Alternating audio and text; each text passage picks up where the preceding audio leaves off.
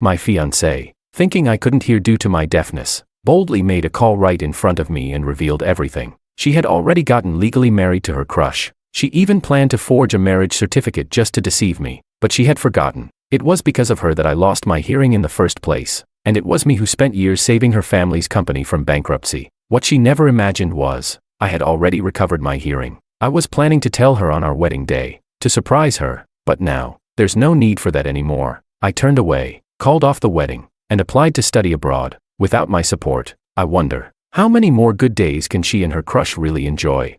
Chapter 1. Clothes were scattered across the floor. Sophia wrapped her arms around my neck and smiled lightly, signing, "We're getting married soon, and you're still this restrained." I loosened my tie, pulled her into my arms, and leaned in with a smirk, normally calm and gentle. In moments of passion I turned into a ravenous wolf, my broad hand held tightly around Sophia's waist, not letting her retreat even half an inch. She was just about to reach her peak when the phone rang, shattering the intimate atmosphere. Annoyed, Sophia glanced at the caller ID, hesitated briefly, then answered. "Sophia, are you out of your mind?" The voice was loud. Instinctively, I looked at the screen. It was her brother, David. Sophia frowned and cut in. "What is it?" David's voice was heavy, like he was struggling to hold back. "You're marrying George in 3 days, yet you already registered your marriage with Makoto. Have you lost it?"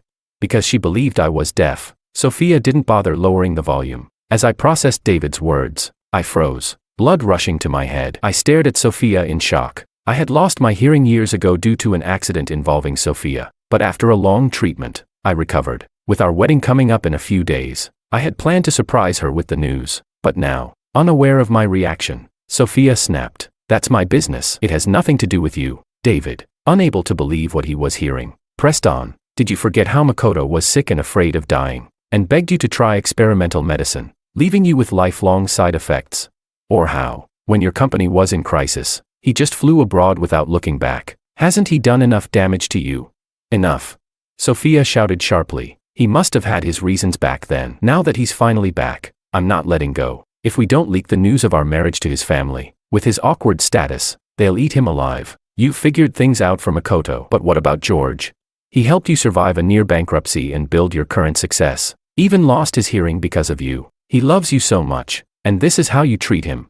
Sophia's chest tightened, and her throat went dry. "I'll handle everything. I'll make a fake marriage certificate for George, just to give him some closure. I won't mistreat him. You better keep this to yourself, or don't blame me for turning against my own brother." David was speechless. Sophia hung up the phone and tossed it onto the table, her mood ruined. She pushed me away, tired, watching the woman as she got dressed. I tried to speak through trembling lips, desperate to call her name. Sophia glanced at her phone and then signed something to me, her expression quickly turning tense. "Stay here and be good. I'll be back soon. There's a problem with the contract. I have to take care of it." I didn't respond, only nodded. I watched her walk out the door without a second glance. The warmth in the room that had just begun to bloom disappeared instantly, leaving only a bone-deep loneliness behind. The moment replayed in my mind, what I saw and heard still pierced through my chest like a blade. That wasn't about any company contract. I saw it clearly. It was a message from Makoto, asking Sophia to come help him out of a bind. The room was silent, only the sound of my own breathing echoing.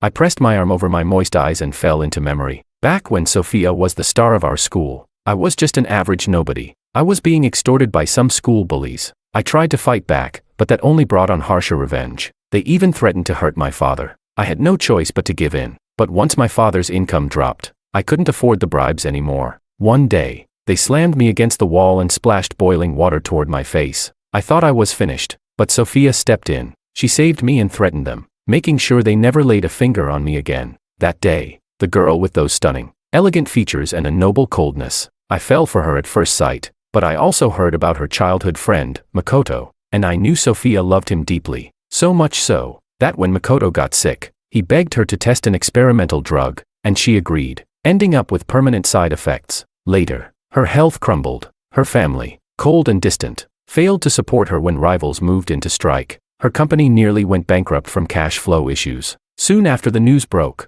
Makoto left the country without a word, gone, like he'd never existed. She'd been sent to an elite boarding school since childhood, with no one else to help her. It was me, a newcomer at her company, who ran day and night, doing everything I could to help her turn things around. When debt collectors came knocking, I stood in their way. I was injured trying to protect Sophia. The blow to my head left me deaf, Sophia made a comeback. I became a disabled man. I went through endless rounds of painful rehabilitation, none of which worked. Sophia felt sorry for me. She learned sign language just for my sake. She held my hand, pointed to her heart, and signed every stroke with deep sincerity. I will love you for the rest of my life. I used to worry about the huge gap between our family backgrounds, but from start to finish, Sophia only ever had me by her side. I liked peach blossoms. She had a golden peach tree planted. I liked a niche fashion brand from Spain. She gave me shares in the company. So when I thought our love had finally borne fruit, she didn't hesitate to choose Makoto. If that's how it is, then I don't want Sophia anymore. I took a deep breath and tapped into a chat window. I accept your offer to study abroad. I won't return for the next 10 years.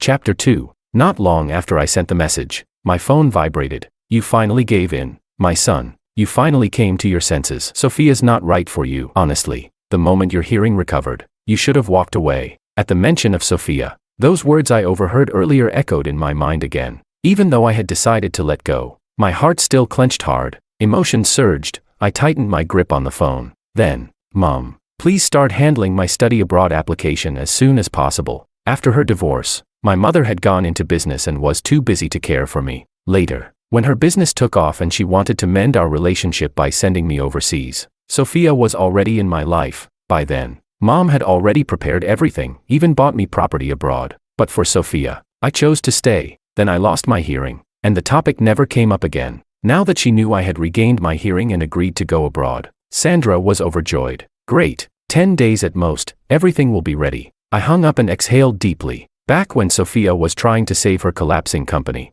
she signed contracts for massive cash infusions that bound her to domestic-only deals for a set number of years. During this time, she couldn't even travel abroad. That gave me peace of mind. Once I left, everything between Sophia and me would be erased. She'd never be able to find me again. With my decision firm, I started packing. Since I was leaving, I had to clear every trace of myself from this place. As I was about to get started, my phone vibrated. It was a social media update, with 2 photos. In the first one, Sophia was blushing, leaning against another man's chest. Makoto stared at the camera with a smug look, their fingers tightly interlocked, each hand holding a red booklet. Marriage certificates. Sophia was wearing a mermaid-style dress. I recognized it. I had personally steamed that dress for her just yesterday. It wasn't a stolen candid. It was deliberately posed. Public. Sophia was really giving Makoto all the dignity he wanted. The same Sophia who had always hated taking pictures with me. So much so that even when she did, she refused to look into the camera. Now, she was smiling in front of the lens for him.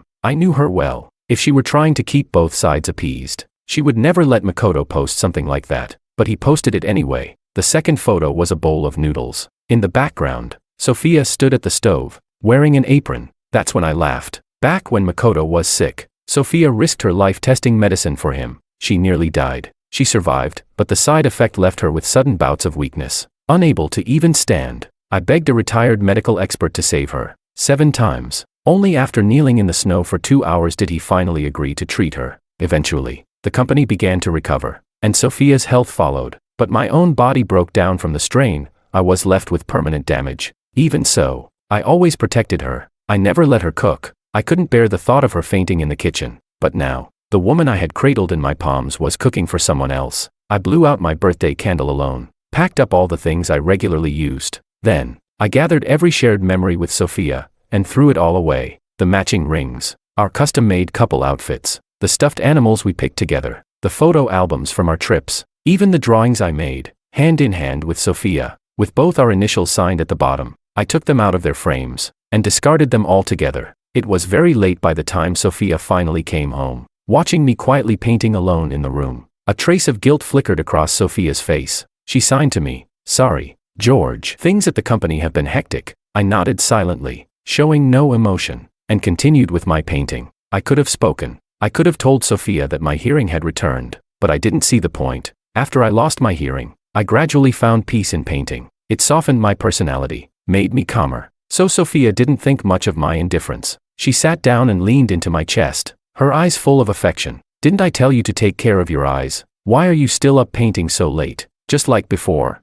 Before I could respond, my phone screen lit up. Exactly midnight. A calendar reminder popped up. "Happy birthday." Sophia saw it, and instantly froze. Her expression stiffened. Her eyes were dry, her voice a little unnatural as she asked, "Today's your birthday?"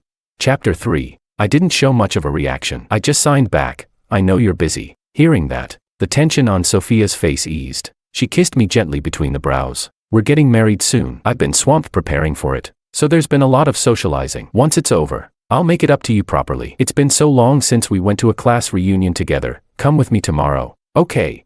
I kept a calm expression and nodded in agreement. If Sophia had taken even a moment to look around the room carefully, she would have noticed how much had changed, but she noticed nothing. She called it a class reunion.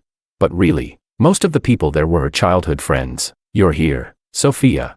The voice was warm and familiar. I stood beside her, watching a man in trendy clothes walk up to us. After greeting Sophia, Makoto's eyes locked onto me. He sized me up for a second, then smiled and gestured with his hand. Nice to meet you. In private, Makoto had taunted me relentlessly, but now, he was pretending we had never met. My gaze stayed icy. Makoto turned back to Sophia. The guys are all upstairs. You can't go, it's just us men. I'll take care of him. Sophia nodded and gave me a playful look. Makoto's suggestion was perfectly reasonable. Even if I didn't want to go with him, there wasn't much room to refuse. He slung an arm around my shoulder and led me up the stairs. Then, in a voice only the two of us could hear, he said, I had someone look into your doctor. Turns out he already issued a recovery report. I know your hearing's back. You've been hiding it on purpose. Huh? Still pretending to be deaf. Just so Sophia keeps feeling guilty, and that way, you can keep clinging to her without her sending you away. TCH. Dream on. His voice grew darker, tinged with malice.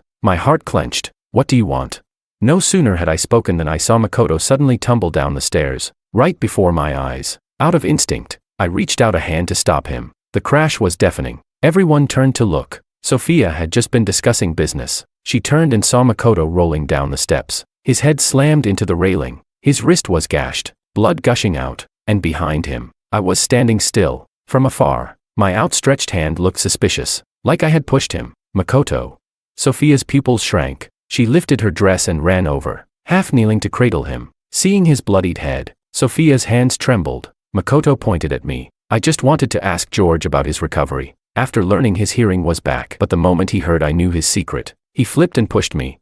Right before he shoved me, he muttered something about how you wouldn't want him if you found out. Said I was threatening his place in your heart. Sophia's face froze. Then she turned to look at me. Her voice was cold and distant. Is that true? I looked into her eyes that once never held superiority over me, now pressing down with suspicion and judgment. All for Makoto. This trap, her doubt, it was suffocating. Agony tore through my chest. I shook my head. It wasn't me. Sophia's hand paused slightly as she held Makoto. Her expression turned darker, colder. So, your hearing really is back. Chapter 4. Makoto was taken to the hospital. Since I was a suspect, I went along as well. Before long, Makoto was wheeled out. I'm fine. Don't worry. I understand George has been mentally affected from being deaf for so long. I don't blame you this time. Makoto struggled to sit up and reach for my hand. The wound on his wrist, just freshly bandaged, looked like it might tear open again. I forced a faint smile, but before I could say anything, Sophia pushed him back down firmly, allowing no room for discussion. The doctor just said you need to rest. Stop moving around. Makoto chuckled. Come on, I'm a grown man. Don't treat me like I'm fragile. Sophia didn't respond, but turned to look at me instead. When did you recover? Her tone turned sharp and pressing. My chest tightened. I paused for a moment. Yesterday, I guess. I accidentally noticed I could hear some sounds again. Sophia's brows furrowed, but I could see the subtle relief in her expression. Why didn't you tell me your hearing was back? I lowered my eyes. What was the point? If I asked, would you have told me what your relationship with Makoto was? Would you have been honest with me? When I looked up again, my face was filled with bitter self-mockery. What was there to say? Should I ask why you treated me this way? Or should I bring up how, while you were being intimate with me, you had already registered a marriage with Makoto and were planning a fake wedding just to deceive me? My dignity was already trampled on. There was no need to hear it all over again. Seeing how unyielding I was, Sophia's frown deepened. She turned to look at Makoto's injuries. Her expression grew cold. So you pushed Makoto down the stairs over this? Just then, a nurse came in. The cut is quite deep. He's awake now, but due to a past illness, his body has trouble producing blood. The hospital recommends a transfusion. We're short on type O blood. Is anyone here type O? We need a donation. Makoto casually added. I remember George is type O. Is there still nothing you want to say about Makoto falling down the stairs today? Sophia placed her hands on my shoulders, staring at me intently. There was suspicion in her voice, scrutiny, and also clear protection of Makoto. A sharp pain clenched in my chest. I brushed Sophia's hands off, my tone calm. I already said it had nothing to do with me, and even now, you don't show the slightest sign of remorse. Sophia rubbed her temples, seemingly exhausted. Then she looked up at the nurse. Take him to donate blood. He's type O, he can give. If you did something wrong, you need to pay the price. My eyes stung. I wanted to ask Sophia, did she still remember the vows she once made? Back then, I was taking care of her while also running errands for the company. Sometimes I wouldn't sleep for several days, relying on coffee just to stay conscious. One day, I collapsed at the company entrance and was taken away by an ambulance. When I woke up, I saw the woman who had always been proud and composed, slumped beside my hospital bed, eyes bloodshot, tears at the corners. She looked at me like I was a gift from the heavens, trembling as she said, I thought even heaven was going to take you away from me. After that, I was diagnosed with severe anemia due to chronic blood deficiency and further complications from long-term malnutrition. Sophia became so anxious she would personally ask about everything I ate, and now, it was Sophia herself who said I should donate blood. The cold needle pierced into my vein. I watched the blood bag gradually fill up. A bitter smile crept onto my lips. In the end, I still couldn't compare to Makoto. Let this be the repayment for the time Sophia saved me. From now on, I owe her nothing. Meanwhile, in the hospital room, Sophia was peeling an apple for Makoto. The look in my eyes before I left kept haunting her, choking up her chest. Seeing the flicker in Sophia's expression, a trace of triumph flashed through Makoto's eyes. Then he took Sophia's hand. Sophia, if this leaves a scar, you won't be disgusted by me, right? She paused for a moment, then looked up at him. I'll get the best treatment for you. Don't worry, it won't scar. The red apple peel spiraled down like blood. Sophia's mind drifted again to my face. Miss Kim, I think the gentleman just fainted. A nurse's voice called from outside the door. The apple knife in Sophia's hand clattered to the floor. She rushed out and immediately saw me slumped over a table, face pale as a sheet. Through the haze clouding my vision, I looked up and saw her face. Forcing a smile, I said hoarsely, was all that blood enough to comfort your beloved? Sophia cradled my head in her arms, her expression unreadable and dark. Looking down at my bloodless face, her voice was tight, laced with panic and frustration. I already promised to marry you, isn't that enough to make you feel secure? Makoto and I grew up together. Now that he's back in the country, I've only been a little more attentive to him, but you got so upset that you wouldn't even tell me your hearing had recovered. She made it sound so noble, so righteous enough that, if I hadn't overheard what I did that day, I might have been fooled. Sophia arranged for blood from another hospital to be delivered, and even brought tonics, insisting I finish them all. I sat on the hospital bed, watching Sophia, who had barely been around the past few days, now seriously preparing medicine for me. She looked exactly like she had back when I first fell ill. When she had clutched my hand, eyes bloodshot, begging me not to leave her, a surreal sense of absurdity spread through my chest. I opened my mouth, right before I blacked out. There was one thing I actually wanted to ask her. In your heart, Sophia, what am I, really?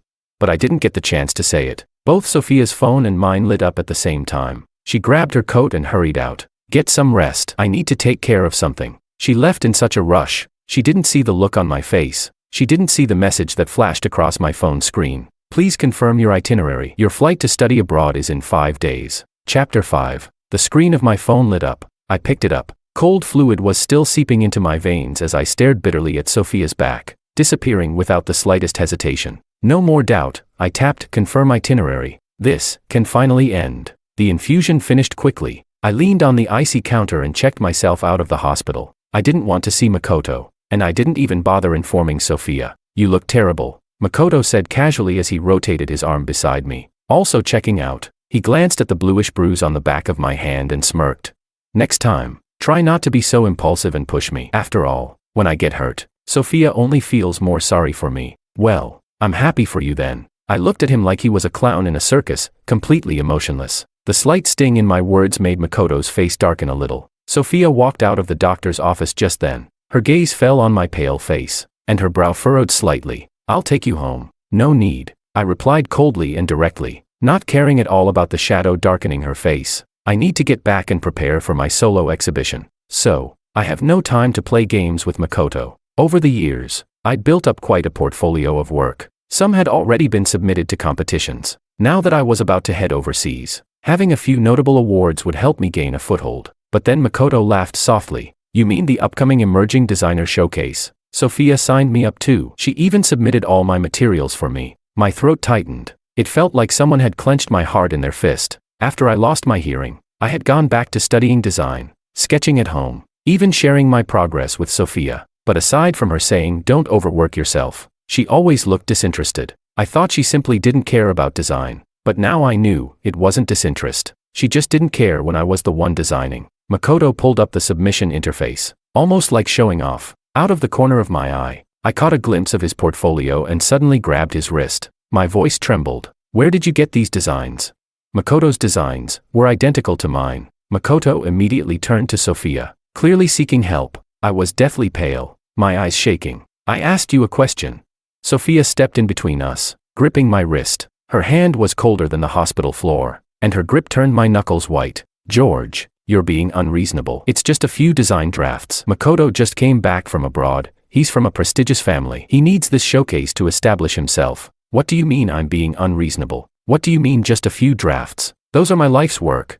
I could hear the tremor in my own voice. Of course, my designs were all stored on a USB drive at home. If Makoto had access, it could only have been with Sophia's permission. I had spent countless nights hunched on the couch, drafting those pieces. Sophia would wrap her arms around me each time and say, "Don't stay up too late." And now, all that affection vanished the moment Makoto appeared, standing just behind Sophia. Makoto peeked around her shoulder with a nonchalant look. "Well, your hearing's back now. Sophia can just assign you a position in the company or something. Besides, those designs don't really matter to you. I'm just putting them to good use." I stared at Makoto's innocent face, my entire body trembling with rage. My already weak face turned even paler. Just then, my phone buzzed. A notification popped up. I looked down. "Plagiarism. Submission rejected." The words exploded in my pupils. My voice quivered as I looked towards Sophia. She frowned and reached out to grab my wrist, but I stepped back. "Must you make this so ugly?" Sophia sighed, as if she were making a huge concession. "You were just casually sketching back then, weren't you? Now helping Makoto can serve as a kind of atonement for pushing him. I'm doing this for your own good. Besides, he's already agreed to credit both of your names." Seeing the rejection and disgust in my eyes, she rubbed her temples, clearly irritated. "That's enough. Don't make a scene. I'll pay the penalty fee for breaching the exhibition terms. Name your price." I suddenly laughed, eyes red, voice sharp with sarcasm. "Name my price, Sophia. How much are you offering for my blood, sweat, and tears?" Sophia had had enough. She pulled Makoto behind her, shielding him. Pressing her fingers to her brow, she said coldly, "You're too emotional right now. You can't think clearly. We'll talk again when you've calmed down." And with that, she turned and walked away, as if the woman who once stood by my hospital bed, terrified of losing me, was someone else entirely. I stood frozen in place, not moving an inch. Chapter 6. After that, I became much quieter, and Sophia noticed. "I know you've been looking for a painting by that Spanish artist. One is up at auction right now. I'll take you there tonight. Think of it as a gift from me." Sophia looked at me gently, half coaxing, half pleading. I'd seen Sophia's gentle side before. She was always like this when trying to be tender, but my chest still burned as if boiling water had been poured straight onto it. I knew, this was Sophia lowering herself for Makoto's sake. Yet she had always carried herself with pride in public. Even back when she was on the brink of bankruptcy, she had never once bowed her head like this, for me. I rubbed the corners of my eyes and answered softly. "All right, if Sophia wanted to offer compensation, I would accept it. She could keep the person, but I'd make sure to take the money." Just as I was coming downstairs, I saw Makoto hooking his arm around Sophia's. "Sophia, it's been ages since I've been to an auction. Let's go together." I gave Makoto a cold glance. "And what would you go there for?" His eyes immediately turned red. "Sophia, George must still be upset about what happened last time. He's holding a grudge against me, isn't he?"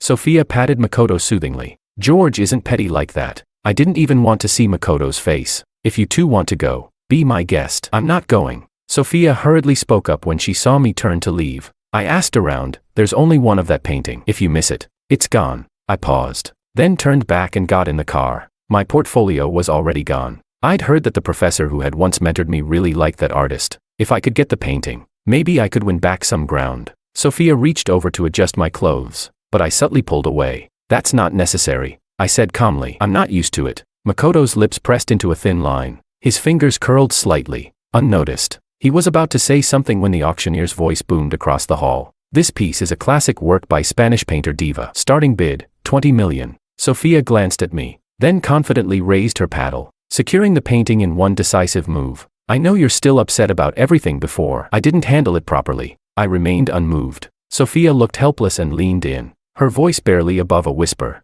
Meant only for me. We're about to get married. Stop acting childish. At that, I looked up, barely suppressing a bitter laugh. Married? Was she talking about the fake marriage certificate they bought with money? Afraid her darling might overhear the truth. A waiter entered the private room with practiced courtesy, holding out a clipboard. Sir, please sign your name. At these kinds of auctions, gifts often went unnamed in public, so it was customary to sign discreetly. Whomever the name belonged to, that's who the item was for. Sophia picked up the pen, just about to write my name, but Makoto suddenly raised his hand. Wait, Sophia, why don't you give the painting to me instead? He looked straight at her. My face remained cold. This painting is mine. Why would I give it to you? I just got back to the country. I need something to help me re-establish myself in the scene. This piece would make a great introduction. Makoto's tone was soft, eyes shining with calculated warmth, though Makoto was speaking to me. His eyes were clearly fixed on Sophia. She hesitated. Makoto looked down, his expression gloomy. Do you remember, Sophia? Back when you tested that medicine for me, you told me, as long as I made it back alive, no matter what I asked for, as long as you could give it to me, you would say yes. Then he looked up at me. And George, even if you keep this painting, it's just for your personal collection. Even if you work in design, Sophia could easily arrange a job for you. No one would discriminate against you just because you were once deaf. Compared to you, I need this painting more. He turned back to Sophia, his voice soft, pleading. You know my situation. You're the only one who can help me now. He kept throwing around deaf like it was a slur. I was so furious I actually laughed. You. But before I could finish, Sophia, who had been silent all this time, suddenly spoke. George, let him have the painting. I'll buy you something else. I stood there in a daze for a few seconds, unable to process what I'd just heard. What did you just say? I asked in disbelief. Sophia remained silent for a few moments. Her eyes showed a hint of guilt, but far more determination. Makoto's in a difficult position now. If you're just going to keep the painting for your own collection, it truly would be more useful in Makoto's hands. George, you need to think about the bigger picture. The bigger picture? You're saying I'm not thinking about the big picture. Weren't you the one who promised to bring me here today? And you know how long I've been searching for this artist's painting. Makoto stood just out of Sophia's line of sight, a smug and provocative smile spreading across his face. Sophia tried to soothe me. Don't worry, I'll make it up to you. I shook off her hand. I was trembling from head to toe. Sophia, do you think I'm pathetic? Like a dog, one you toy with over and over again, seeing me on the verge of breaking down. Sophia instinctively reached out to support me. Just then, the auction assistant walked in. Miss, the name has been signed. You can collect the painting now. Sophia paused mid-step. I'll go collect the painting. Wait here. If you see anything else you like, just bid on it. I'll come back and pay for it. And just like that, the private room emptied out. I wandered out of the auction house in a daze. Outside, it was pouring rain. I couldn't tell if the water on my face was rain or tears. Chapter 7. I stepped out of the shower, exhausted. Just as I looked up, I heard the sound of the electronic lock turning, and saw Makoto's face peeking out from behind Sophia. George, it's raining so hard outside. Sophia said I could stay here tonight. I didn't even blink. Whatever. I didn't care. I was leaving soon anyway. Makoto could sleep wherever he wanted. Sophia tossed the car keys onto the cabinet at the entrance. Why did you leave without waiting for me? The sharp clank of metal against wood made me glance over. What was there to wait for? I met those familiar yet foreign eyes directly, my voice icy. You didn't keep your promise to me either, did you? Sophia frowned. I already said I'd buy you another painting. Can you stop holding onto everything so tightly? Without hesitation, I shook off her hand. He fell down the stairs by himself, but you said I pushed him. You gave him my designs, and told me I was being ungrateful. You promised me that painting, then gave it to him and said I was the one making a scene. I laughed. Am I the one being unreasonable? Or is it just that your heart has always been on his side? Sophia was momentarily speechless. Makoto looked at her with a heartbroken gaze, then turned to me, his voice accusing. George, that's too much. Have you forgotten who took care of you when you were deaf? With your background, if it weren't for Sophia, you wouldn't even get past the door of an auction house. She's done so much for you. How could you say something like that to her? As he spoke, he either stumbled or pretended to. His hand went back to steady himself, and in that moment, he knocked over the photo frame, the one of me and my father. It crashed to the ground with a loud shatter. Then Makoto stepped on it. Oops. He looked at me. I didn't mean to, but his eyes were full of smug provocation, not apology. I crouched down, staring at the muddy footprint stamped right across my father's face. I hadn't wanted to pack such a precious photo away in a dark suitcase so early, but I never thought My family history wasn't a secret. Makoto knew exactly what this photo meant to me. He did it on purpose. Rage surged through my chest like fire. I trembled all over, and then punched him hard. Bang. The sharp sound exploded in the silence of the living room. Sophia rushed to steady Makoto, who was holding his head, swaying slightly. "George, what are you doing?" she shouted. Makoto's expression instantly turned dark and cold. He yanked me by the collar and shoved me hard. I stumbled backward, slamming into the liquor cabinet. Then crashing to the floor. The back of my head hit the edge of the table. All of it happened just out of Sophia's line of sight. From her angle, blocked by half the cabinet, all she saw was me punching Makoto, then suddenly slipping and falling. Makoto pulled her close before she could check on me. "Sophia, my head really hurts." Pain was splitting my skull. Through the haze, I saw Sophia walking toward me, but her figure brushed right past my outstretched hand and caught Makoto instead. "George, you've gone too far." Her expression was stern, her voice cold as ice. "It's because I loved you too much that you forgot your place. Stay here and reflect on yourself." She helped Makoto out the door, not sparing me so much as a glance. Warm blood trickled down the back of my neck, my hands shaking. I dialed 911. The harsh white light of the ER ceiling felt like needles in my eyes. I touched the bandage on my head. A faint, stinging pain still lingered from the alcohol disinfectant. I opened up my feed. Makoto had posted a photo. Captioned, "Sophia was so worried about me. She stayed up all night." In the photo, Sophia was tending to Makoto's wound, eyes lowered in gentle care. It overlapped, almost perfectly, with the memory of her peeling oranges for me in the hospital back then. I laughed, and in that moment, I let go. What isn't mine, no matter how tightly I cling to it, I'll never be able to keep it. I stayed in the hospital for 3 more days. During those 3 days, Makoto posted constantly, and not a single message came from Sophia. I calmly liked every post he made. 3 days later, I was discharged. It was also the final day, my departure day. I printed out every taunting photo message Makoto had ever sent me. Then I ordered 2 fake marriage certificates online. I placed them all neatly in the most visible spot in Sophia's study. Others might not understand, but I knew Sophia would. Just as I stepped into the airport, a message from Sophia popped up on my screen. "Apologize to Makoto. I'll consider giving you a way out." A way out? I didn't need one. I, who once would never let Sophia's words fall to the ground unanswered, left the message unread. I blocked her number with 1 tap, then pulled out my SIM card and tossed it into the trash. The boarding announcement echoed overhead, at the final second before the airplane door closed. I looked off into the distance, and there was only one thought in my heart. "Sophia, you and I will never meet again." Chapter 8. Sophia kept swiping across her phone screen, again and again, but the pinned WeChat conversation still showed no reply. From yesterday until now, only her messages filled the thread. Something was wrong. A faint sense of unease spread across Sophia's chest. No matter the situation, I had always replied to her instantly. This was the first time I hadn't replied at all, hesitating. Sophia tapped on my phone number, but before she could make the call, hers rang. "Sophia." Makoto's clear voice came through. "Can you come keep me company tonight?" Sophia tensed up slightly. "Right now. If you're busy." "It's okay." Makoto coughed violently mid-sentence. "I'm still not fully recovered from that fall. I'm just not feeling too well. I'm coming now. Be good and stay warm." Without another moment of hesitation, Sophia started the car and drove off. As soon as she opened the door, Makoto pulled her straight into an embrace. When she looked up, she saw him shirtless, revealing toned abs and a sculpted waist. Makoto scooped her up effortlessly. "Sophia, I've been waiting for you so long. You're finally here." Her face flushed slightly, her fingers instinctively tightening around him. "Well, I'm here now, aren't I?" Makoto lowered his head to hide the smirk tugging at his lips. He'd gotten some drugs from the underground club scene. Nothing serious, just enough to set the mood, though Sophia often visited him. She had never stayed the night, but tonight, after tonight, once they crossed that line, their relationship would become official. Then he'd like to see what George, that pathetic clown, could possibly do to compete. The room was filled with the scent of burning candles. Makoto carried her to the bed and leaned in. Sophia's shirt fell open, revealing much of her chest, but the moment she wrapped her arms around Makoto, she suddenly froze, following her gaze.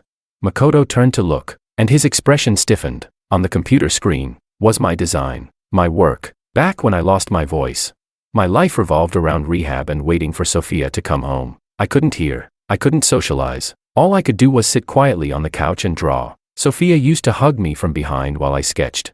Her body pressed close, watching silently, and I never signed my name. I had a habit of marking each piece with a flower instead, a symbol that stood in for my signature. Sophia had seen that flower enough times to memorize it, and now, that exact flower faced both of them from the screen. In that moment, Sophia seemed to see my face again, the one that always looked at her with calm, quiet warmth. Her blood that had been stirred just moments ago suddenly cooled. Her chest tightened like it had been stabbed with needles. There's nothing to see. It's just a computer, Makoto said sharply, trying to snap her back. He placed a hand on her shoulder to pull her back, but Sophia suddenly sat up. She buttoned her shirt back up swiftly. Seeing her rise, Makoto quickly grabbed her wrist. Sophia, it's so late. Where are you going now? I have something urgent to take care of, she said flatly. Right now, there was only one thought in her mind. She had to see George, immediately. Now, Makoto was fuming inside, but forced a calm tone. I'm not feeling well, but I can manage. If you're busy, then go take care of it. This trick had never failed him before. Usually, Sophia would stay and comfort him immediately, but tonight, she actually looked relieved. I'll take you to the hospital tomorrow, she said. If you want anything, just use my card. Makoto's face froze. He stubbornly reached for her again, but Sophia seemed like she was in a rush for something. Be good. We'll talk tomorrow. With that, she ignored Makoto's reaction, grabbed her keys, and left without looking back. Chapter 9. Sophia gripped the steering wheel, her hands trembling ever so slightly. It was a road she had driven countless times before. Yet tonight, an unfamiliar nervousness clutched at her chest. She had never felt such a desperate urge to see George again. She pushed the door open. George, I'm back. But the expected hug, the familiar response, none of it came. Only the chilling, biting cold of the empty house greeted her. The joy in her heart instantly sank to rock bottom. She stepped inside, only to find many of the familiar items gone. The space now felt hollow, like someone had carefully erased the traces of another person's existence. What remained was exactly how it looked before George ever moved in. Sophia's chest tightened. A sinking, dreadful thought began to rise. She walked deeper into the house, searching from room to room. George, don't hide from me, please. We're about to get married. Don't joke around like this. Her voice shook. She couldn't hide it. But every room was the same. Silent, empty. They had argued before. But this time, this was different. No replies to her messages. A house devoid of warmth. Everything screamed the same truth. George was gone. Sophia was on the verge of panic. That impossible thought was becoming more and more real. She opened WeChat to message him, only to see the dreaded red exclamation mark. Message failed to send. Her mind snapped. Her heart pounded like a war drum. She turned on her heel and ran. She didn't see the small stack of things left near the entryway. Outside, the housekeeper was cleaning. Sophia rushed over, her words a frantic stream. Do you know where George went? Why isn't he home? Why are all his things gone? The housekeeper shook her head. I don't know. But seeing the anxiety on Sophia's face, she hesitated, then spoke up. Miss, forgive me for speaking out of turn. But you haven't treated Mr. Wang the way you used to. You never used to leave him alone at home. Now you come back so late. Back then, you would never let him stay in the hospital alone. But now, he had to go through all of that by himself. You and Mr. Wang, you were once so in love, when you were seriously ill and no one dared come near. When everyone else stayed away, Mr. Wang never left your side. Never even changed his clothes. Just stayed and took care of you. I still remember the doctor warning that the new medication might have side effects. Mr. Wang was so scared something might happen to you, so he drank it first before giving it to you. They said he got anemia from exhaustion, but we all knew it was from taking that medication. Mr. Wang, he was a good husband. Sophia's pupils began to tremble. She grabbed the housekeeper's wrist. What did you say? Why didn't I know any of this? The housekeeper flinched but continued. Everyone in the villa knew. Even the follow-up medication. Mr. Wang tested everything first, just to make sure it was safe. Sophia couldn't hear anything after that. An overwhelming storm of guilt and fear engulfed her. Her hands were trembling so badly. She couldn't even hold her phone steady. She tapped the screen again and again, until she finally got to the contact screen. She hit dial, staring at George's number. Sophia, a woman who'd never believed in prayer, not even when bedridden, found herself doing just that. Please, answer. George, please pick up. Chapter 10. The number you have dialed is unavailable. The number you have dialed is unavailable. Sophia called over and over again. But all she got was the same cold, automated message. There was no connection, no answer. The anxiety weighed heavily in her chest, even if she didn't want to believe it. Now, she had no choice but to accept the truth. I was gone. Just like that, without a word. Sophia's eyes grew red, veins of bloodshot crawling outward. She called every mutual friend they had, but the moment she asked, she was hit with counter-questions. George, wasn't he with you? I haven't heard from George. Did you hurt him somehow? One call after another. No one knew where George had gone. Sophia broke down, clutching her head, eyes red and voice trembling. George, where did you go? Her assistant rushed in, flustered. Chairwoman Kim, there's a strange refund that just came through the company account. Sophia, already overwhelmed, snapped impatiently, but the assistant quickly added, it's from Mr. Wang's attending physician. Here's his number. Since it concerned George, Sophia forced herself to stay calm and took the call. Hello, Chairwoman Kim.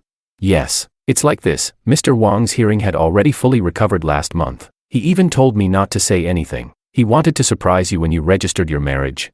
So he specifically asked me to keep it secret, but your company still sent over a payment for further treatment. We've already refunded it. Anyway, congratulations on your upcoming wedding. Sophia froze. Something in that message suddenly struck her hard. She asked sharply, what did you say? Last month. He recovered last month. Yes, on the 23rd. Mr. Wang had completely recovered by then, didn't you know? The 23rd of last month. Wasn't that the day before she took that call and decided to give Makoto an official place? That meant George had known everything from the start, all the attention, all the care she'd shown to Makoto afterward. George had seen it all, and still, he hadn't said a word. How heartbroken must he have been, that man, who had loved her so deeply? Sophia staggered as she walked. Her emotions had reached a breaking point. She had to find George. She had to tell him. It wasn't what he thought. It was her. She had messed up. She had hurt him. Let him hate her. Let him curse her. But she would not let him leave. Just then, Makoto appeared and stopped her. Where are you going?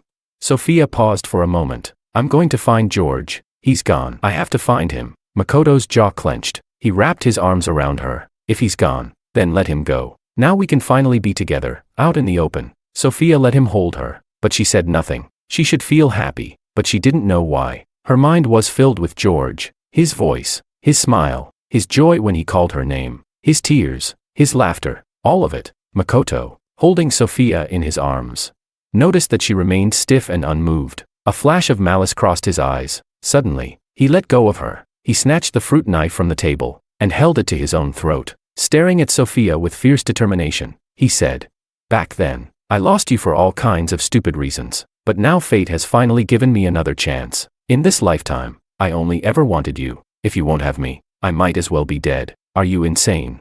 Sophia cried out in panic. What if you actually hurt yourself? But Makoto didn't waver. If I don't have you, what's the point of living? The blade tilted downward. Blood was about to spill. Sophia, unable to bear the thought of Makoto getting hurt, finally gave in. Fine, she said, voice tight. I promise. With a clang, Makoto dropped the knife. Overjoyed, he scooped Sophia into his arms. I knew it, Sophia. I knew your heart still belonged to me. Sophia gently patted his back to calm him, but deep inside, a faint unease stirred in her chest. From the moment this began, a voice had been whispering inside her. Sophia, you better not regret this. Chapter 11. Meeting you is the best thing that ever happened to me. Makoto held Sophia's hand, eyes full of emotion. Originally, Makoto was about to be expelled from the main family due to his awkward status, but Sophia's intervention put a stop to that plan. In other words, even without making it official, it was now obvious that Makoto had been marked as Sophia's man. After the regular meeting, let's go shopping together. Makoto nodded with a smile. The best decision he ever made in his life was getting rid of George and getting back together with Sophia. As long as you like it. Sophia didn't show much emotion. These days, she found herself thinking of George from time to time. Even when facing a former lover who had desperately tried to come back to her, Sophia wasn't as happy as she had imagined she'd be. The assistant sat in the back seat, casting a hard-to-read glance at Makoto. Ever since George left, he just couldn't bring himself to like this man. After that day when Makoto threatened suicide, the two of them never publicly declared a relationship, but everyone in their circle tacitly acknowledged that they were a couple. Sophia even brought Makoto directly to company executive meetings, under the pretense of collaboration with the Ito family, but who didn't know Sophia was just using the opportunity to back Makoto up. After their shopping trip, Sophia brought Makoto back to the company. The two of them held hands the whole way, drawing envious stares and flattery from everyone around them. Makoto wore sunglasses, hiding the smug satisfaction in his eyes. He opened the message interface again. Look at my glamorous life now, something you could never dream of having in 1,000 lifetimes. With your trashy family, a deadbeat dad, an irresponsible mother, and you, just a sewer rat of a son. You're not even fit to shine my shoes. And you dared to fight me over a woman. What a joke. A malicious smile crept wider on his lips, until the moment the message turned into a red exclamation mark. His smile froze. Makoto never expected that I, the one who always silently accepted his messages and never pushed back, would actually block him. His strange reaction caught Sophia's attention. She lowered her head and asked, "What's wrong?"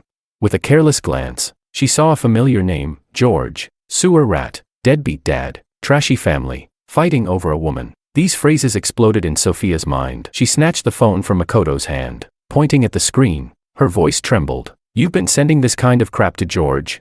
Makoto hadn't expected her to reach out so quickly. Faced with Sophia's questioning, he said self-righteously, "I was just angry." "Okay, he had you for so long." Sophia couldn't hear a single word of it. Those venomous insults flashed through her mind again and again. She wondered, was George's sudden disappearance because Makoto had been sending him abuse like this all along? And had George assumed, from her continued kindness to Makoto, that she condoned it? Sophia's face grew colder and colder. Makoto started to panic. "I know it was wrong, but I just couldn't help it. Just this once. Sophia, forgive me, just this once. I only needed to blow off some steam."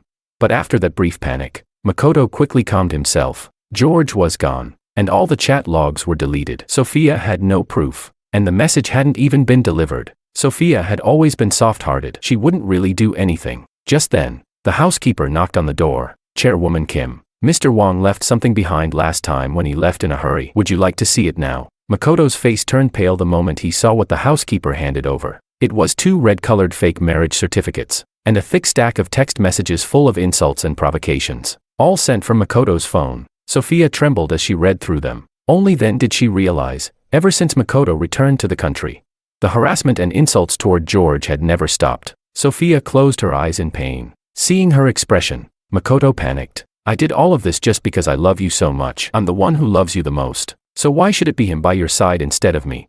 She took a deep breath. What she saw today was already like this, so what about what she hadn't seen? He was insulted. He gave her his blood. He was so full of joy about recovering his hearing and wanted to surprise her, only to hear something like that. All those days and nights. George. You must have been in so much pain. Now, whenever Sophia thought of George, her chest ached with a tightness she couldn't bear. She never gave George a proper explanation. And now everything, this whole mess, was her fault. Makoto deserved blame. Yes. But more than that, she blamed herself. She had wronged George. So now, she needed to make it right. "You can't live here anymore. Move back to the villa I bought for you. This place belongs to George. If he comes back and finds out you stayed here, he'll be upset." Without hesitation, Sophia delivered her eviction notice. Makoto stared at her in disbelief. "Sophia, you're kicking me out?" Sophia's tone was calm and cold. "I'm just asking you to live somewhere else." "Why?" Makoto raised his voice, unable to understand why Sophia would throw him out for someone he saw as irrelevant. "Because I'm going to find George. I hurt him, and now I need to make it up to him." Makoto was furious. "He's gone. He's not coming back." Sophia cut him off without blinking. "He will." Makoto refused to leave, dragging his feet, even knocking over a painting I had bought before. Sophia's gaze turned ice cold. With a wave of her hand, she summoned the servants. The servants clamped a hand over Makoto's mouth and dragged his struggling body into the car. As she thought of my face, Sophia's expression softened without her realizing it. That gentle, kind person, he had always belonged to her, and only her. Her face gradually calmed, but in her eyes, something had shifted. A resolve, fierce and unwavering, now burned there. Every word firm and unshakable. "He loved me so much. He only left because he's waiting for me to find him. As long as I go to him, he will come back." She regretted it. So she would use every connection, pay any price, and do whatever it took to find me. Blame her? Fine. Hate her? Fine. Even if it cost her life. She would accept it gladly, as long as I didn't leave her. Anything was worth it. "George, wait for me." Chapter 12. The plane landed. The moment I stepped out of the airport, I was suddenly hugged tightly by an elegantly dressed woman. "My son, my baby, you're finally here." Seeing my mother getting more and more emotional, I said helplessly, "All right, I'm here now. You'll see me every day from now on." Sandra wiped her tears, nodding while sighing in relief. "Once I move all my businesses back from overseas, you'll basically be a second-generation rich kid in China too." Sandra's company wasn't small. In fact, even as an overseas enterprise, it was considered top-tier back home. But I had never shown interest in those things, so I never mentioned them. Not even Sophia knew about this part of my background. Add to that the fact that my father had married into the family and took my mother's surname. It was even less likely anyone would make the connection. I didn't take Sandra's words seriously. I just focused on getting my school enrollment done. Even though my work had been stolen, I still remembered everything. With some rushed effort and a few old drafts, I managed to hand in a portfolio. That girl with the last name Kim, are you still thinking about her? Sandra served me a bite of food, asking cautiously, you mean Sophia? She has a boyfriend now. I replied indifferently, showing no emotion at all. I truly didn't care anymore. The moment I stepped onto the plane, the past was erased, every bit of it. Sophia, when I say I'm done, I mean it. Sandra breathed a sigh of relief when she heard that. Then she said, I'm still not at ease about your hearing. I've scheduled an appointment with a doctor. Go get it checked tomorrow. I kept eating while shaking my head. I'm not going. I'm already fine. Back then, just to recover my hearing so I wouldn't become a burden to Sophia. I endured electrotherapy 3 times a day. It hurt so bad I'd tremble through the nights. Now that I've recovered, no matter what kind of treatment it is, I'm not going back. But this time, Sandra didn't give in to me like she usually did. Her tone was firm. No, I'm going with you tomorrow, and you will go. I had spent more of my childhood with my father. So I knew Sandra felt guilty for neglecting me due to her work. I didn't want to go, but in the end, I agreed. The next day, right after I got my number at the hospital, my mom disappeared, left with the test films in hand. I sat down to wait for the doctor. Hearing footsteps, I instinctively looked up. Doctor, go. I got stuck halfway through my sentence, because I had never seen a doctor this young and beautiful. She had a graceful yet distant air, slim figure, elegance exuding from every move. If not for the white lab coat, you'd mistake her for a top-tier celebrity. Hello, I'm your attending physician, Willow. How long has it been since your hearing recovered? Willow spoke without much expression as she took my case file and sat down naturally. Around a month, I guess. I came back to my senses, realizing how rude I had looked. A bit embarrassed. Naturally, I didn't notice how. When Willow saw the line, hearing loss due to head trauma, a flash of cold fury passed through her eyes. You've recovered well. Willow gestured for me to come closer. I'll take a look at your eardrums and ear canals now. I tilted my head. Willow stood up, one hand supporting my head, the other holding a flashlight. The sudden physical contact startled me. She seemed to notice what I was thinking and chuckled softly. I need to insert something into your ear. One hand's to keep you from moving and affecting the exam. Realizing my misunderstanding, I said nothing more. Her gentle breath brushed past my temple. Unlike the sandalwood perfume Sophia used to wear, Willow smelled of fresh floral fragrance. Moments later, she let go. Your recovery is decent, but just to be safe, you'll still need some follow-up therapy. My face was still full of Willow's scent, and I just wanted to end the moment quickly. In a hurry, I pulled out my phone. Let me add you on WeChat then, we'll keep in touch. Willow smiled lightly. Her voice was soft and calm, like cedarwood, but it made my heart skip a beat. Looks like as your arranged blind date, I've passed the first round. Chapter 13. After adding her on WeChat, I finally realized the woman standing in front of me was actually the blind date my mom had set up for me. It was still a bit awkward, but once that blind date label came into play, our relationship subtly shifted. From just a patient and doctor, we became more like 2 young people being match-made online by meddling parents.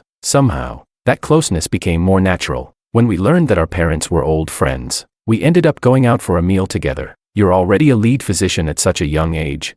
I asked. I used to study psychology, but later switched to ENT. Willow answered calmly, but that still genuinely surprised me. Curious, I followed up. Why switch out of the blue like that?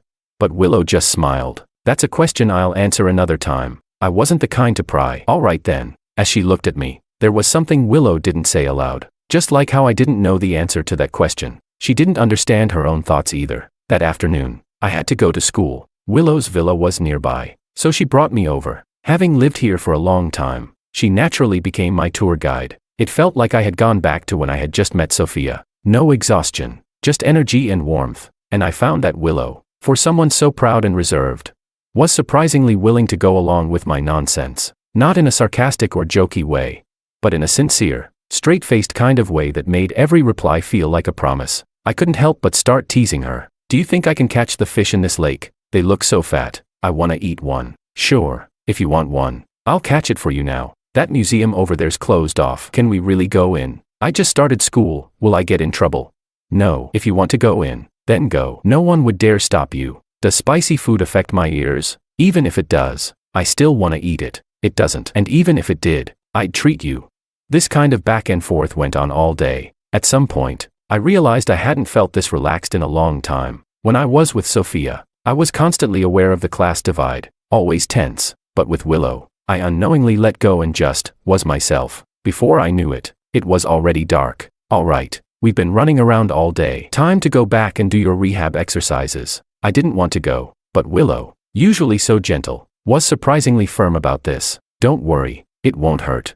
She reassured me again and again before I finally gave in. Willow's rehab therapy was just listening to soft, high-quality music. No pain, no stress. Watching her walk out and close the door behind her.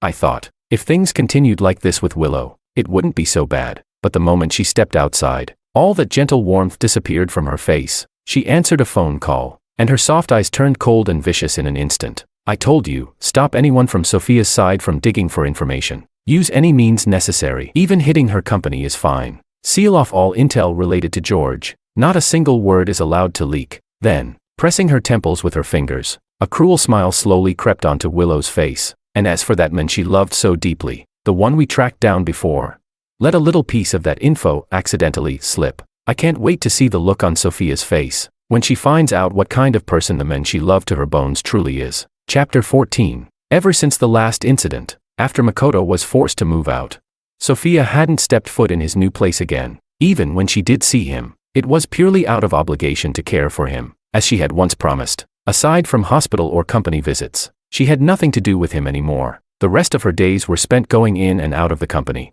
verifying every scrap of information. Her mind filled entirely with one thing: finding me. Sir, I told Chairwoman Kim you were having another relapse.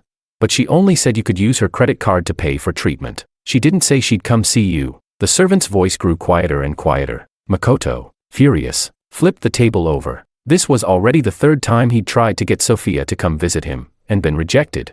Makoto stared at the photo in his hand. George, you'd better pray you never show up and get in my way again. If you do, you're gonna regret it. In the time that followed, thanks to deliberate efforts from both our families, Willow began visiting more frequently for business matters. As the host, it was only natural for me to meet and entertain her. We reviewed documents together at the company, watched sunrises together, ate Japanese food together, attended the opera together. If I was happy, Willow was happy. If I was upset, Willow was upset too. So, on one sunny and peaceful afternoon, I kissed Willow lightly on the corner of her lips, the same Willow who, at just 18, could shake up the entire business world. At this moment, looked lost like a child. She seemed uneasy. You don't regret it?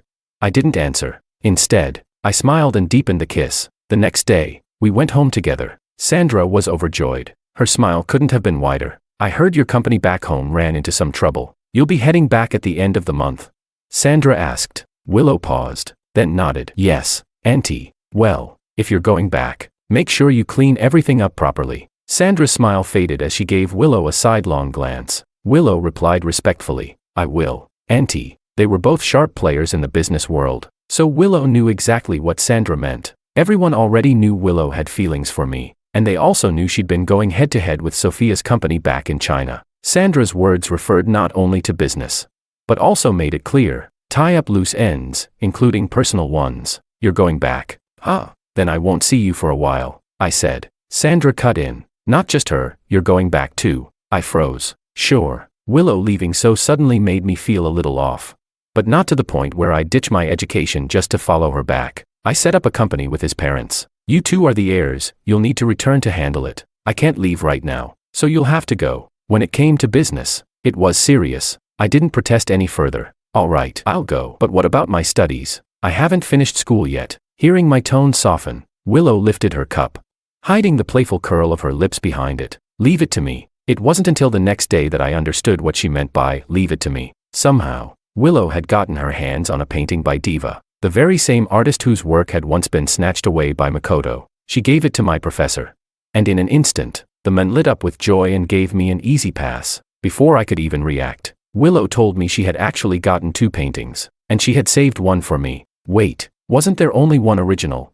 I was caught between being stunned by her resourcefulness, and surprised that she even knew I liked that artist. But Willow didn't seem fazed at all. As long as you buy the first one, the rest will follow. You're my fiance. What you like and what you need, that's what I like and what I need. Strictly speaking, that wasn't really a romantic line, because Willow's expression was way too serious. But maybe it was that very seriousness combined with everything she'd done, that made my nose sting with emotion. I wasn't the sentimental type, but somewhere along the way, these quiet little feelings had been building up. Before we left, Willow suddenly looked at me solemnly. I want to make you a promise. This time, when you return with me, no matter what happens, trust me, I'll always be on your side from beginning to end. So don't be afraid. My past wasn't exactly a secret. Willow knew what I had suffered. Looking at her now, this normally cool, composed person speaking like she was taking an oath, a wave of warmth and numbness surged in my chest. I nodded and smiled, reaching for her hand. Okay, in that moment, something inside me let go. All the painful memories, all the years of hardship, all the anxiety and sorrow from having my heart crushed beneath someone's heel, all of it healed. Because of Willow's presence, we returned to China together. When Willow's old team heard that their boss was quitting medicine and returning to take over the company, and bringing back a boyfriend with her, they all tried to wait for us at the airport. But Willow, claiming she didn't want to scare me, dragged them all away. Not far behind, barely 30 meters away, Sophia stood holding her phone, face cold and furious. I'll say it one more time. Do whatever it takes to track George down. I don't care what the Liu family wants. I only want George. Chapter 15. I was Sandra's first in-line heir. Now that I was back, I took over the company directly. Because of the collaboration between our two families, we held a formal banquet. At this point, the ones calling the shots for both the Wang and Liu families were Willow and me. You're about to go up and speak as the company's CEO. How do you feel?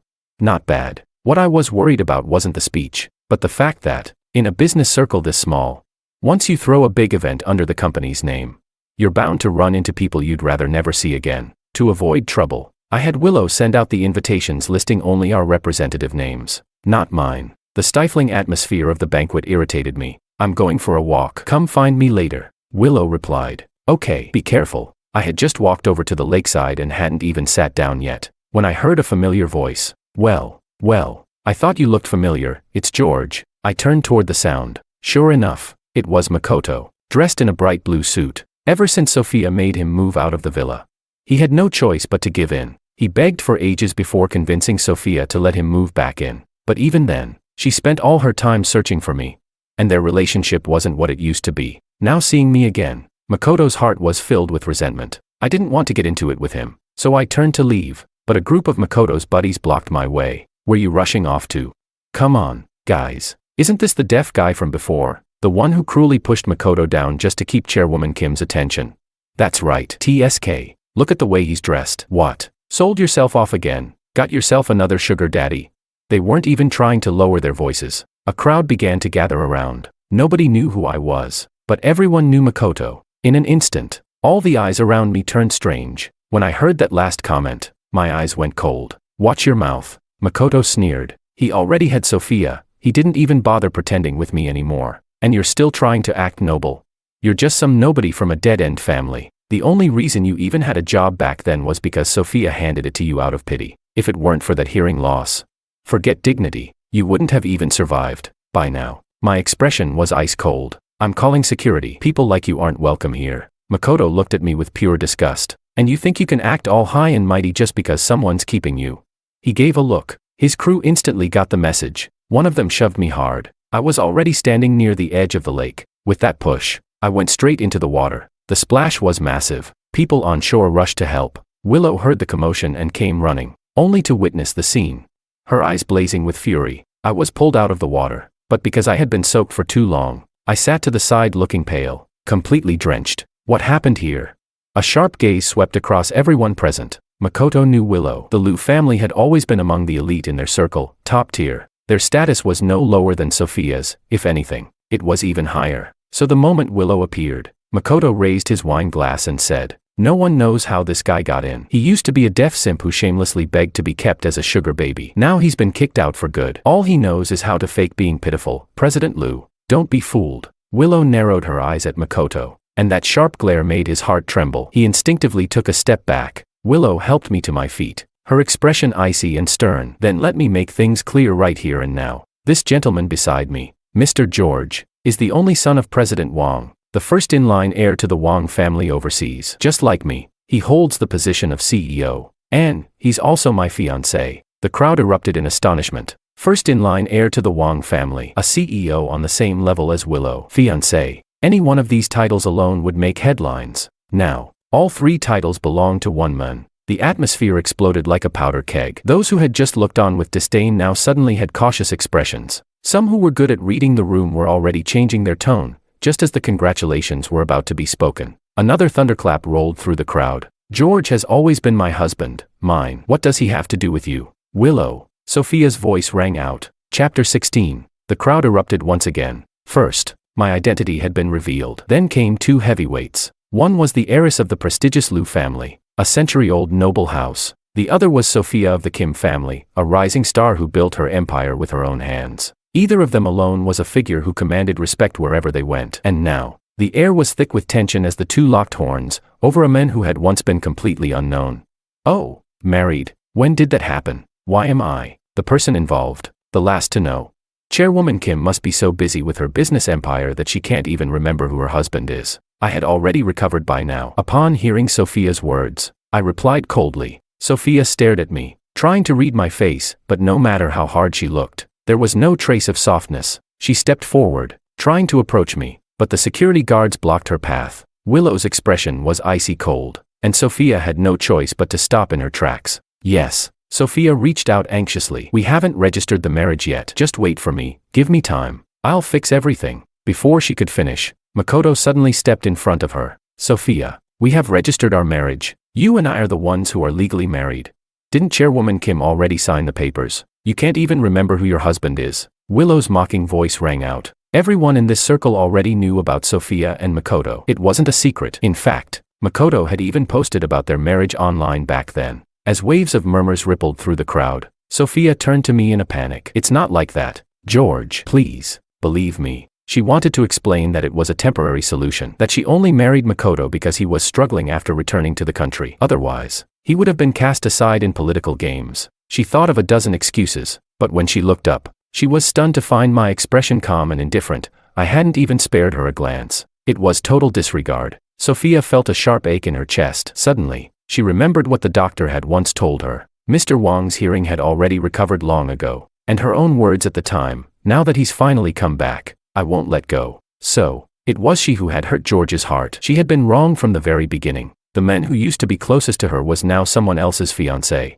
A crushing sense of loss swallowed her whole. Sophia stood there, dazed, staring at me in a trance. My fiancé falling into the water today wasn't an accident. The Liu family and the Wang family aren't people you can just mess with. Since you chose to provoke us, then be ready to pay the price. Willow turned her gaze away from Sophia. I've already called the police. I hope you're ready to face an attempted murder charge. People behind began to grab hold of Makoto. There was surveillance footage of me falling into the water. The ones behind it, Makoto and the men who pushed me, weren't going to escape this. Makoto struggled like mad. He couldn't go to jail, not now. He had just gained shares in Sophia's company and finally lifted his head in his own household. If he went to prison, everything would be gone. Sophia, save me. Sophia, don't you remember our vows? You said we'd always be together. You promised to stay with me for life. The officers behind him showed no mercy. The cold click of handcuffs rang out as they locked his wrists. No one can save you now, one officer said coldly. Do you even realize who you've messed with? Sophia snapped back to reality just in time to see Makoto being pushed into the police car. Before her eyes stood George and Willow, standing intimately close. But George's gaze remained cold and distant, completely devoid of emotion. The sheer contrast and mental blow caused a surge of blood to rise in Sophia's chest. With a choked cry, she suddenly coughed up a mouthful of blood. Chapter 17. The crowd screamed and scattered. When Sophia was carried into the ambulance, her gaze was still fixed in my direction. It wasn't her first time in the hospital, but no matter when or where it was in the past, I had always been the one staying by her side, sleepless and tireless. This time, though, aside from the initial surprise when she coughed up blood, I didn't spare her a single glance. A bitter taste rose in Sophia's throat. She gave a wry smile. Karma never misses. This was what she deserved. After settling me into the hospital, Willow made a phone call. About Makoto, let them handle it. No need to press too hard. If he's meant to be released, let him out. There was hesitation on the other end, but he did take action. Willow lowered her eyes slightly and replied casually. Life in the station is too easy. He gets food and shelter. Let him out. And hand over the evidence to Sophia. I believe anyone would break if they found out they were being used like a toy. I was hospitalized under heavy pressure. When Sophia found out, she ignored all opposition and insisted on seeing me, but she was stopped outside by Willow's people. Move. Let me in. Sophia's eyes flashed with cold fire as she stared down the bodyguards in front of her. Just one door stood between her and George. She had to get through. Chairwoman Kim. As Sophia tried to force her way in, a friend of Makoto's rushed up and grabbed her arm. Chairwoman Kim. Makoto's never suffered like this in his whole life. That place is harsh, really miserable. You've got to get him out fast. That should be your priority right now. Sophia froze in her steps. Just let me see him for a moment. Chairwoman Kim. The longer you wait, the more he suffers. The first thing Makoto did when he came back to the country was look for you. You can't just leave him there like this. Sophia wavered. She and Makoto had grown up together, childhood sweethearts. She couldn't just stand by and do nothing. Standing just one wall away from George, Sophia silently made a vow. George, wait for me. I'll win your heart back, I swear. Then, she turned and walked away decisively. The commotion outside wasn't small. I heard it all clearly, but I didn't care. Sophia was in the past. I would only move forward, never look back. I drank the warm porridge Willow had cooled and fed me. Do you want to see her? Willow asked calmly, but I noticed her knuckles gradually turning white. Smiling, I reassured her. No, I only want to see you. By the time Sophia arrived at the police station, she had already pulled the necessary strings. The moment Makoto saw her, he ran up with reddened eyes and wrapped his arms around her, holding tightly onto Sophia's slim waist. Makoto choked out, Sophia, I thought I'd never see you again. Thank God you came. If it weren't for you, I wouldn't even know what to do. For some reason, ever since seeing George again, Sophia had started to feel repulsed by Makoto's touch. A voice inside her kept saying, George wouldn't like this. George wouldn't like me like this. But not wanting to upset Makoto further, Sophia didn't push him away. Her hand hovered, gently patting him without much feeling. Just then, her secretary glanced at Makoto. After hesitating a moment, she leaned in and whispered something into Sophia's ear. In that instant, Sophia went completely stiff. Makoto, still lost in his emotions, was suddenly gripped hard by Sophia. Sophia, that hurts. Before he could finish, Sophia's voice came down like a blade, cold and merciless. You were in an open relationship abroad. You pressured the woman into multiple abortions until she became infertile, and only came back here because you couldn't handle the consequences. Chapter 18. That sentence hit Makoto like a bucket of ice water dumped over his head. He instantly panicked, completely at a loss. Sophia, what are you talking about? How could I possibly be that kind of person? None of that is true. You have to believe me. He was frantically denying everything, emotions running wild. Sophia didn't speak. She took the envelope handed over by her assistant, pulled out the contents, and flung them into Makoto's face. Makoto's hands trembled as he bent down to pick them up. In the photos was a seductive-looking woman wearing revealing clothes. Surrounded by several shirtless men, he was among them. Scattered across the floor were torn condom wrappers. Behind the photos were 2 ultrasound records, a diagnosis stating permanent infertility, and even 1 or 2 amniocentesis reports, all clearly naming Makoto Ito as the biological father. Anyone with half a brain could put the pieces together. Sophia had always known the tricks and games people played in their social circle, but she never imagined one day she'd be dragged into them herself. So, you rushed back to me after returning to the country because you were afraid your family's arranged engagement would be exposed, so you thought of me. Sophia's voice trembled. She stared at the man before her like he was a complete stranger. Makoto shook his head, his throat tightening, but with the evidence so irrefutable, he couldn't utter a single word. For you, I forged a fake marriage certificate to lie to George. For you, I shielded you every step of the way. I even let you into my company and gave you shares, and this is how you repay me. Her heart was now as calm as death. Even as she wanted to distance herself from Makoto, another face suddenly surfaced in her mind. Her George. Back then, after being injured by a clinical trial, she had almost become a cripple until George appeared out of nowhere, taking care of her and resurrecting her failing company at the same time. She had been too heartbroken over Makoto's sudden disappearance, and so had treated George's care with passive acceptance. But over time, George had melted her heart. She had tucked away her memories of Makoto, thinking a new beginning with George wouldn't be so bad after all. It was her fault. She was the one who ruined everything. Makoto clung to her hand, refusing to let go. Sophia, it's not what you think. I was threatened. I was forced into it. It's not like that. Sophia shoved him off with disgust. Get away from me. She had to find George. No one could stop her now. She rushed back to the hospital, only to be told by the staff that George had already been discharged. When did he leave? Where did he go? Her hysterics scared the nurses. With no information at all, Sophia, devastated, wandered into a KTV lounge to drink herself into a stupor. Sophia, is it really worth all this, for a man? As soon as she sat down, she downed a full glass of vodka. Her expression was lifeless, with none of the pride or confidence she once carried. Ugh, I heard all about it. You were fighting with someone from the Liu family over a man. Not to be harsh, Sophia, But you must be out of your mind. I mean, the guy was deaf. Even if he's some overnight success now, a nobody will always be a nobody. The woman hadn't even finished her sentence when Sophia suddenly lunged. Slap. A harsh palm landed squarely on her face. The always dignified and elegant Sophia now looked ice-cold and murderous as she swept her gaze across the room. George lost his hearing because of me. From now on, if I ever hear anyone say one bad word about him, I don't care who you are, I'll make sure it ends with one of us dead. Chapter 19. Sophia stumbled out, completely drunk. Swaying as she walked, Makoto grabbed her by the arm. Sophia. Before he could finish, she suddenly wrapped her arms around his waist. A look of joy flashed across his face, just for a moment, until Sophia gasped in delight. George, you came back. Makoto's expression froze, jealousy clenching like a fist in his chest, but he didn't correct her. Instead, he softened his tone and said gently, "Yes, it's me. I'm back." Makoto couldn't afford to lose, not now. He had to marry Sophia. Those photos were all real. He had screwed up so badly that his family had completely washed their hands of him. If Sophia only had a marriage license with him but never held a public wedding, then in the eyes of their elite circle, she wasn't really his wife. His status would be ruined. But if the media caught them sleeping together, on the same bed, tonight, then the marriage would be seen as real. Sophia wouldn't be able to back out without scandal. Meanwhile, Willow was video calling me to say goodnight. Sitting in her car, her smile faded. She looked out into the distance and said coldly, "Since Makoto already tipped off the media, let's give him exactly what he wants. Tell the major outlets to go all in. Blow this up so big the entire Kim family can't clean up the mess." Sophia sank into the soft bed. Makoto ran his hand across her bare skin, an indescribable heat rushing through him. He rolled on top of her. The sound of heavy breaths filled the room, both male and female, rising and falling in waves. Outside the window, the press had already gathered in force, their cameras ready to capture everything. Sophia felt a wave of exhaustion leave her body. In her haze, it felt like she'd returned to the time when I was still by her side. Before she could say a word, the door slammed open. "Chairwoman Kim, you caused a huge scene at the banquet of President Liu and Mr. Wang," the two heirs, shouting that Mr. Wang was your fiancé. "And now, you're in bed with the Ito family's young master. Care to explain that?" The Ito family's young master? Sophia's heart dropped. She flung the covers off, only to see that it wasn't the man she longed for. It wasn't George. It was Makoto. "What the hell are you doing here?"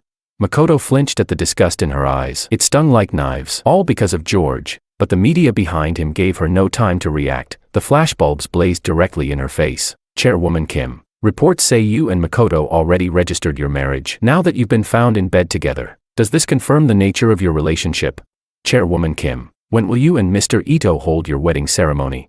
The endless stream of questions drove Sophia to the brink of frustration. She feared that if I found out, it would only make our already fragile relationship worse. She shouted for them to stop filming, but not a single person listened. Even when she threatened legal action, they showed no fear, as if the ambush had all been carefully planned in advance. Then came one final question, and that's when Sophia realized it. She'd been set up. Her eyes went cold as she stared at Makoto. "You planned this?" Sophia had never allowed herself to be threatened by anyone. At worst, she'd fall out publicly with the Ito family. But she would never let this kind of scandal be used to push George even further away from her. Makoto could tell from the look on her face, she was furious, and he also knew that right here, in front of the media, this was his last chance. He leaned in and lowered his voice. "A lot of people saw George push me down the stairs that day. Right now, he's the target of public criticism. If someone decides to run with that story, he'll go back to being that unwanted, deaf nobody. And think about it, after he lost his hearing, he stayed at home while you supported him. If word gets out that George was just mooching off you like a kept man, his reputation will be destroyed." Sophia's lips pressed into a tight line. She could hear the threat beneath his words. But this involved George. She couldn't afford to gamble, and she didn't dare take that risk. Taking a deep breath, she turned toward the sea of cameras and said calmly, "Yes, Makoto and I are legally married. The wedding will be held very soon." "And what about what you said before, about your relationship with Mr. Wang?" a reporter pressed. Sophia's gaze lingered on the flashing cameras. In her mind, the image of that familiar face surfaced. "George, this is only a temporary measure. Once I've cleaned up this mess, I'll come find you, I promise. There's nothing between us. I was drunk that night and said things I shouldn't have. He and I, we're not close." Chapter 20. The media were reporting in real time. I heard it all clearly. Willow reached for the remote and switched off the TV. "Why watch trash on such a good day?" I didn't say anything. I just smiled at her. I used to be a director in this company too. I knew these tactics all too well. I knew it was Willow stirring the pot from behind the scenes. In fact, knowing her methods, she may very well have orchestrated the entire thing herself. but I was genuinely amused. I heard from my mom that you've known me for a long time. When was that? A long time ago. Willow leaned against my chest. She hadn't planned to answer, but I kept asking, and eventually, she gave in with a helpless sigh. Back then, my parents had divorced, and I was living with my father. He was weak-willed and constantly bullied, and I got dragged into it with him. At the same time, Willow had been abducted by a rival family and dumped into a local orphanage. Because of her proud and distant personality, she couldn't get along with anyone, and was often denied food. I was just a little kid, but when I saw Willow squatting alone outside, hungry, I began splitting my food with her every day, half for me, half for her. I kept doing that until someone came and took her away. You were that kid, she said. You've changed so much. I was overjoyed. Willow, though, remained perfectly calm. Our story sounded cliché, like something straight out of a drama. But when she later looked into me and found out I was a good man and considered making a move, she also discovered I was involved with Sophia. She felt indignant but powerless. Still, she knew Sophia was no good. So when she uncovered even the slightest clue that Sophia had a secret crush on Makoto, she began laying the groundwork, pushing for Makoto's return and engineering every step that led Sophia to make one foolish mistake after another, until I finally left her.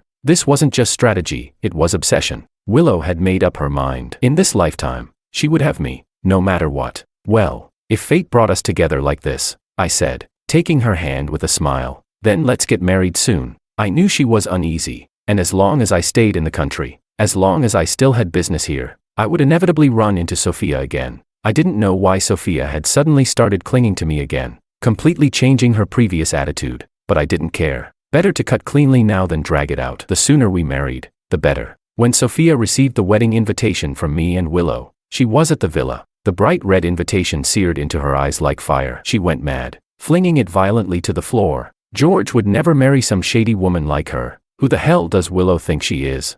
After the media incident, the head of the Ito family had immediately come to see her. With Makoto's threats piling on before that, Sophia had no way out. She had no choice but to agree to start planning the wedding. Sophia, if you just marry me, I swear I'll treat you right. I'll be devoted to you and only you. George is already engaged to someone else. He has nothing to do with you anymore. Makoto shouted hoarsely, his eyes red with desperation. Sophia didn't even listen. She glanced at the address, picked up her coat, and headed for the door. Have you forgotten everything we've been through? You risked your life trying that dangerous drug for me. After all these years, you'd still choose George over me. She brushed past him, annoyed, grabbed her car keys, and left without a word. Makoto stood there, face twisted with fury. He picked up his phone, dialing a number with shaking hands. I'll pay you. Use the dirtiest, most vicious method you can find. Destroy him. Chapter 21. The moment Sophia arrived, she saw me in the hotel lobby, cupping Willow's face and kissing her. A surge of heat rushed to her head, rage and jealousy boiling together. That was something only she had the right to do with George. She stood in the doorway, her gaze like a blade. What do you think you're doing? What a husband and wife should be doing. Willow replied, her tone taunting as she glanced at Sophia with defiance. Sophia's face turned dark, her expression grim. I stepped in front of Willow, stopping Sophia. Are you insane? Sophia, you're about to marry Makoto. Why are you still clinging to me?